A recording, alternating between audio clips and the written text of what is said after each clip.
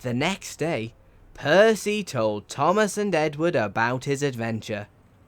Wow! You really are something, Percy. I thought I told you to whistle so that the signalman could see you. I'm sorry, Edward. I was just so excited to be on the main line. No need to be angry about it, Edward. He's just inexperienced, that's all. I agree. He could be our most troublesome engine yet. I am not troublesome.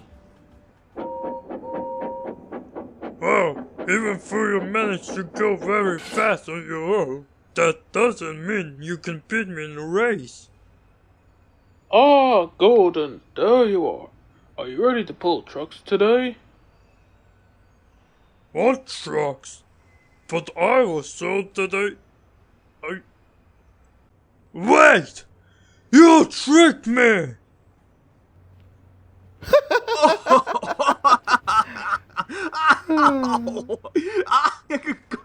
You thought you were gonna pull the express train, Gordon?